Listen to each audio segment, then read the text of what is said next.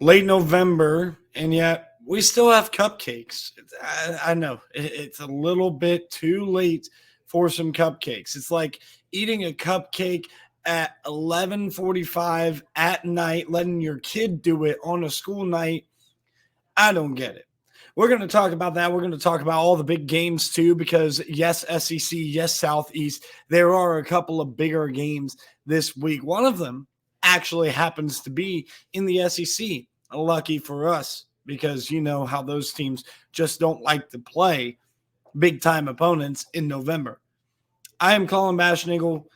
You can find me on TikTok. Bash's CFB show is where you can find me. You can also find me on Twitter or X. Want to be more active on there, Bash_CFB is where you can find me. Let's have an opinion, have a discussion about our opinions, so that way we can build a college football community. All right. You see the bottom line ticker there. We're going to jump straight into this preview right here, starting with James Madison in the NCAA. Now, they're playing against an Appalachian State team.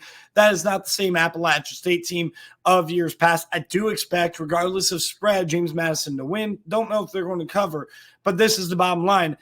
As game day goes to James Madison this weekend, a lot of talk about a 10-0 team, a lot of talk about a team that would be locked in to the Sun Belt Championship if they were indeed eligible. Them being ineligible is, to me, an outdated rule for the not even outdated. It's a rule that should really not be in place in modern college football at all. It shouldn't even be considered. These teams that are making the jump from FCS to FBS, I can see you making the argument if they do play multiple FCS opponents. James Madison did not. The last 2 years, James Madison has played legit competition, and they've been competitive. They were competitive last year. They're undefeated this year. They haven't lost, and they beat two of the favorites in the Sun Belt in the preseason in Troy and South Alabama to do so. Let them get another matchup with Troy. Let them get the opportunity to maybe, at the committee's leisure, be the New Year's Six representative in or be the Group of Five representative in the New Year's Six. I don't get this. This is ridiculous. Another headline that's there, Harbaugh-less Michigan for the last two games, additional to what happened against Penn State, additional to the first three games, even though it was two separate instances. Harbaugh is going to accept the suspension that the Big Ten gave Michigan and Jim Harbaugh. And that is that. I mean, there's no more to it. There's no further punishment coming from the Big Ten. But the problem is the NCAA is its own independent structure right there with how they're going to be able to sanction them and do whatever they feel like they need to do, have show causes for not only Harbaugh, but maybe even the coordinators and more to do with the program. But for now, they have football games. They play against Maryland on Saturday, and a lot of people might be looking at this as, well, maybe it's the week before Ohio State. And normally I would kind of be like, yeah, it's the week before Ohio State. The problem is Maryland rather likes to throw the ball a ton. The strength of this entire Michigan team is their secondary. The only weak point, and it's not even weak, is Josh Wallace, a pretty solid player, a pretty solid corner, but he is definitely the weak link in the secondary for them. I mean, Makari Page, a really good player, for example. Mikey Sainristil, we know about him. Will Johnson, probably the best corner in America. So the fact that Maryland's strength goes hand to hand with Michigan's strength, and Michigan's strength is way stronger, plus the fact I do believe that Michigan's going to be able to grind this one to a halt, similar to last week, and have more success in the throw game, or at the very least being able to protect the passer. We'll see how it all turns out. But I think Michigan should be in for a nice little route on Saturday. Louisville, derailment, they're going to be playing on the road at Miami, and a lot of people are talking about, well, Louisville's just not that good of a team. Are all those people going to be proven correct? This is a 9-1 football team, Jeff Brom's first year, and props to him with a great year. This defense has played really well, but this offense has been very streaky. They've been really good at times, really bad at other times.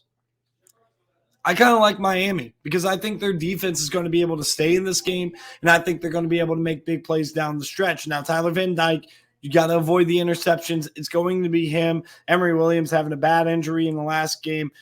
It is going to be Tyler Van Dyke. He's got to avoid the injury or the interceptions. He's got to be able to play smart. And if I was Mario Cristobal, I rely on the run game. If I'm Shannon Dawson, I rely on the run game and basically tell my defense, hey, let's go and win this game. I kind of have a feeling Miami is going to pull this off, though. I don't know why, but I kind of have a feeling they're going to be able to do that. Utah takes on a red-hot Arizona team, and not only a red-hot Arizona team they are taking on, but they're taking them on the road.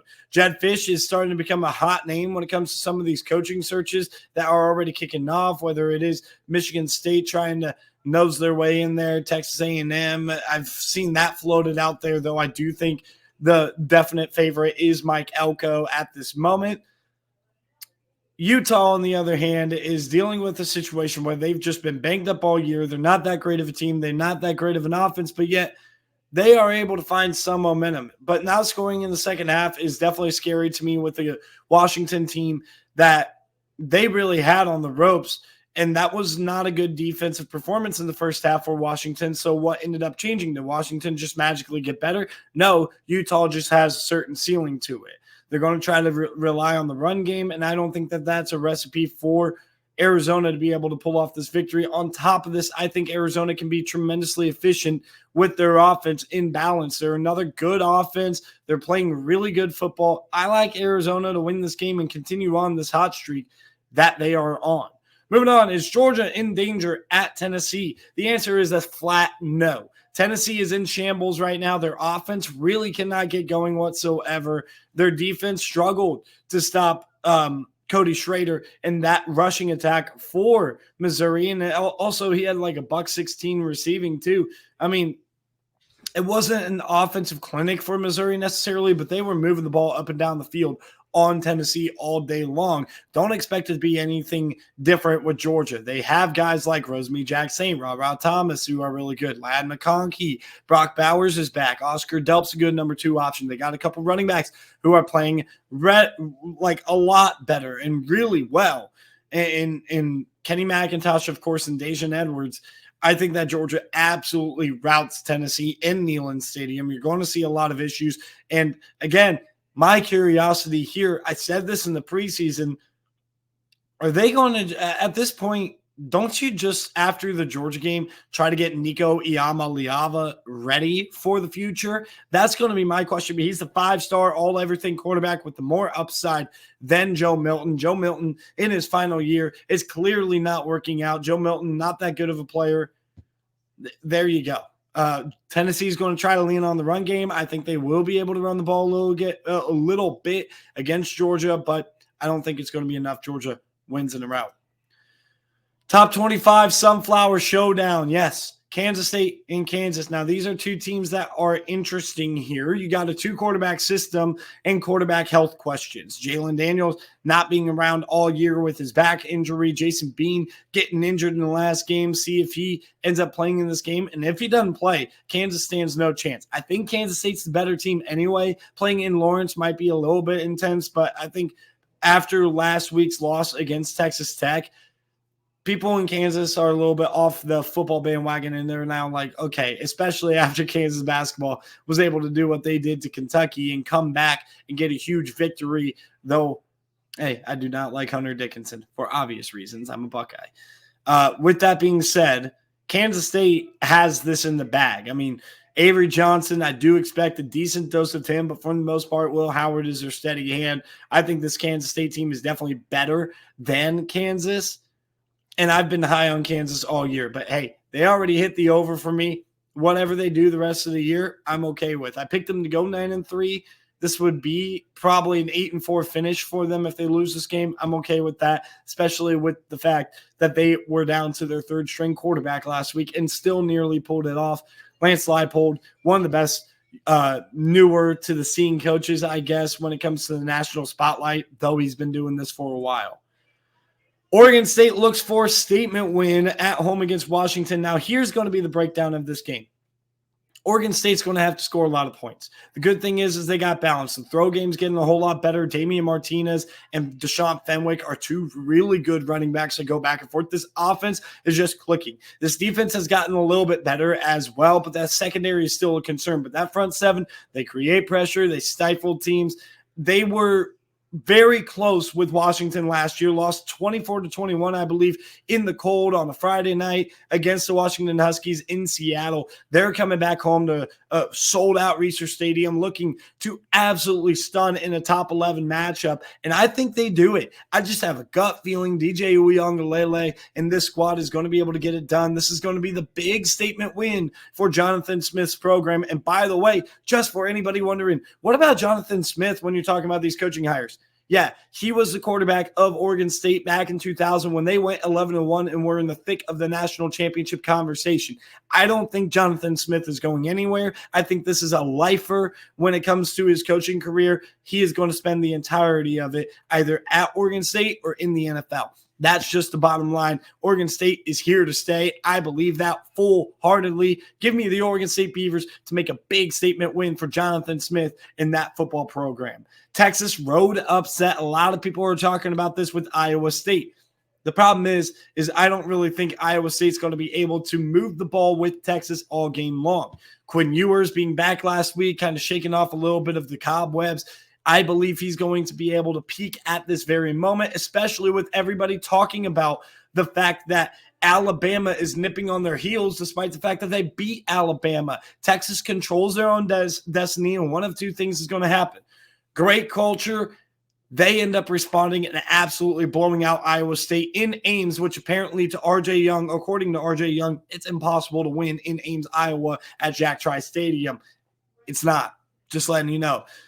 But the second thing that could happen is they completely lay an egg because they're distracted looking at over their shoulder at an Alabama team that they already beat, not worrying about taking care of their own business. And at the very least, there's a little bit of a fracture in that culture if Texas comes out and lays an egg. I think Texas does get it done. I think Steve Sarkisian is different from the past coaches that they've had.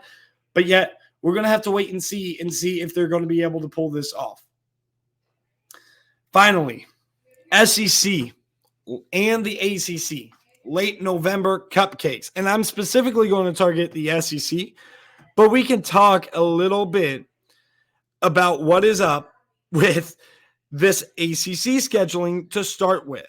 Are you ready for this? We're going to go to the trusty ESPN app and look at the ACC schedule just as a conference. So tonight there's a game going on. A lot of these conference games going on. Nothing really stands out of note right now when it comes to these late November games, these late season games.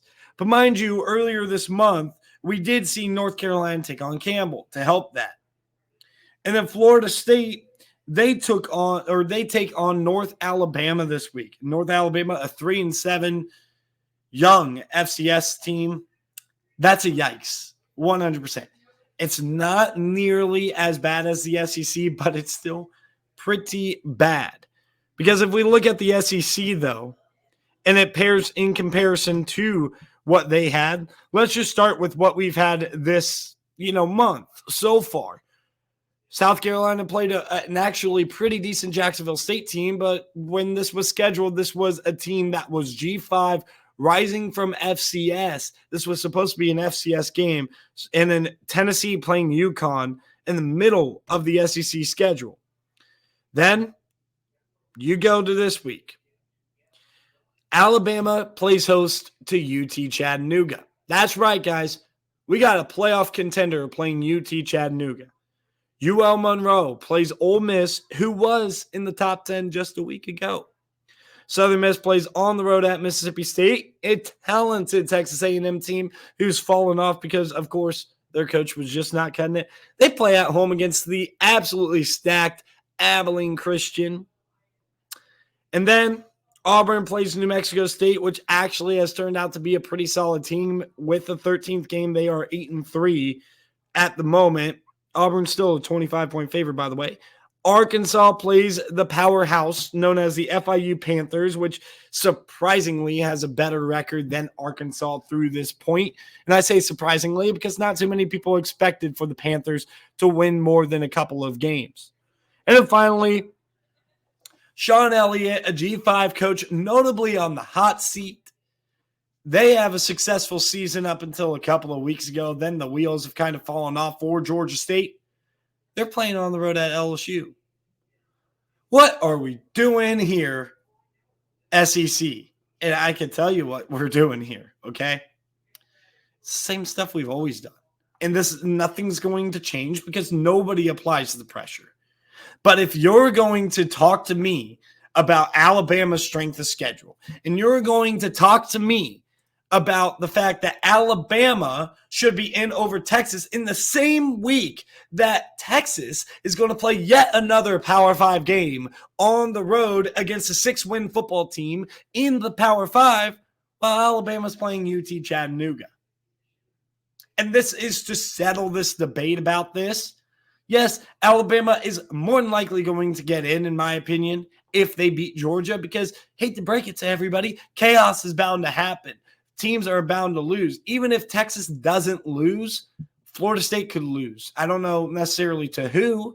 Florida maybe catches them by surprise. Louisville or whoever in the ACC championship stuns them. But, okay, let's say Florida State doesn't lose.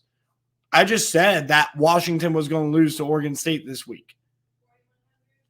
2 one-loss teams in the Pac-12. Who knows what could happen? Maybe Oregon State wins their last 2 games and gets hot like South Carolina did, knocks out a couple of playoff contenders, or at the very least hurts their chances. You never know. I feel like there's a good likelihood that Alabama will find their way into the playoff if they control or if they do win out. But they shouldn't be doing that. And specifically, I definitely could see Texas losing. But if Texas wins out and Alabama wins out, and then we have the winner of Washington and Oregon, we have the winner of Ohio State, Michigan, and Florida State is undefeated. We got our 1, 2, 3. Right? The winner of Ohio State, Michigan, number 1. Number 2, more than likely, would be Oregon or Washington winner. Number 3 would more than likely be Florida State. Maybe flip-flop those. It doesn't really matter to me. And then the number 4 team should 100% be Texas over Alabama in that scenario. Texas, has an outside chance of beating the team that they lost to in the regular season, meaning that everybody that they played on their schedule, they would have beaten. But B, even if that doesn't happen, let's just say, it's not like Oklahoma is like 4-8 Syracuse, which, by the way, this is the inconsistency here. Back in 2017, nobody was talking about the fact that Clemson was number 1, despite the fact that they had the worst loss out of any of the 4 playoff teams. If you look back at what that year was, Alabama lost on the road at Auburn, a top 15 team, a top 10 team, actually. Georgia also only lost to Auburn, which they beat, by the way, in the conference championship. Oklahoma only lost to an Iowa State team that ended up being a top 25 team that season. And finally, there's Clemson, lost on the road at 4-8 Syracuse. Yet they ranked Clemson number 1 and nobody cared. But all of a sudden, because Texas lost a rivalry game on a neutral site with a last-second heroic type of game by Dillon Gabriel, in a very lucky format where we all kind of know that Texas was the better team, but Oklahoma gutted it out. Even if there is no rematch, of Oklahoma and Texas, that's not a bad loss, and Texas beat Alabama. Well, Alabama would have beaten the number 1 team in the country. That's like the best win in America. Hate to break it to you, if Alabama is better than Georgia, then wouldn't Alabama be a better win than Georgia? If you're trying to say that Georgia's a better win than Texas's win against Alabama, then just put Georgia in the dang thing. This argument is dumb. Just dumb. Absolutely stupid, and I am tired of it. Head-to-head needs to matter. It didn't matter a couple of weeks ago with Oklahoma State and Kansas. Then all of a sudden it did matter. It didn't matter with Oklahoma and Texas when they had the same record. We need to stop ignoring the results on the field and coming to conclusions based on what we think is reality. What you think is reality is not going to trump what reality actually was. I don't care if it was all the way back in week 2. I don't care if it looks like Alabama's playing better. We do not have definite proof that Alabama's playing better. We do have definite proof that at one point this year, and maybe to this point, Texas was a far superior team to the Alabama Crimson Tide. There's my little rant to end this preview. We're going to do Walk That Line, though, real quick. Let's talk about these locks. I got FAU being able to cover. Tulane's been having trouble putting away teams. They're going on the road. They're really close, and they have UTSA next week, which is the biggest game of the American Athletic Conference's schedule from the preseason. And UTSA is quietly catching fire. I like FAU to cover, maybe even win, but I'm going to just take them to cover. Purdue Northwestern. Purdue's offense putting up 49 against Minnesota last week was tremendously impressive. While Northwestern, their offense, Brendan Sullivan, has been really clicking, and they're going to be playing inspired football as well, with David Braun being promoted this week.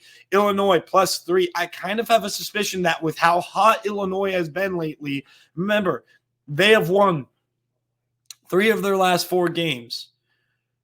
They have also won, I believe, 2 of them as an underdog. And the one that they lost, they were up pretty significantly. They were up 21-7, ended up collapsing. But that's sometimes when you learn the most about your team. Brett Bielema quietly has this team playing really good football. I think they could possibly shock Iowa. Just look out for it. That's all I'm going to say. West Virginia, -6.5. I don't care what you say, RJ, if you're seeing this. He's a resident West Virginia fan in one of our chats. West Virginia is a much better team than Cincinnati. Cincinnati is horrible this year. They are just not cutting it in their first year in the Big 12. How about this one? UAB Temple. You got EJ Warner, which is Kurt Warner's son, going up against Trent Dilfer, a team that doesn't play defense and a team that can really score points in UAB. Take the over 62. Georgia's going to dominate Tennessee, 10.5. Not nearly enough. I don't care if they're at Neyland. I trust in Kirby Smart. North Carolina +7.5. I think they probably could lose or will lose at Clemson, but I do think Drake May definitely keeps it close, and this one comes down to the wire. Troy -16.5 against a Louisiana team that has not been playing all that well lately, and I think Troy definitely has a statement to be made in this game. A lot of people might think that this is too many points with how good Louisiana was early in the season, but Louisiana's fallen off a little bit. Final slide here. We're going to do 12 games. I have New Mexico State covering 25.5 against Auburn. I don't think this is going to happen, but I think there is a very outside shot, but a shot nonetheless, that New Mexico State as 25.5-point dogs. It gets underestimated. They play really good defense. They run the ball really well. They play ball control. If Diego Pavia is able to take care of the football, they might be in this game late against Auburn, and potentially, hey, maybe this is a stunning G5 Power 5 upset the week before the Alabama game. I don't want to call it crazy, but if you guys haven't watched New Mexico State, they are a lot better than that week 0 showing that they had against UMass. They are way better now. They are locked into the Conference USA Championship against Liberty. Should be entertaining for sure. Texas Tech -2.5. This is going to be very interesting to see what Texas Tech brings to the table after beating Kansas and a little bit of a defensive gut, but I trust in Joey McGuire. They are playing a UCF team who's off of a massive win, and one of 2 things is going to happen. Either UCF carries that momentum or they're in a hangover. I'm going to hope and trust that they're in a hangover spot at Lubbock against Texas Tech. Stanford +6.5 rivalry game. Stanford's played really well. Alec Ailmanor is expected to go crazy yet again against a pretty bad Cal defense, specifically a bad Cal secondary. I expect for Stanford to be able to cover. And then finally, I'm taking Oregon State -1.5, maybe. I just have a feeling that Oregon State is going to get it done against Washington this week. So that's all I got for you guys. Thank you guys for tuning in.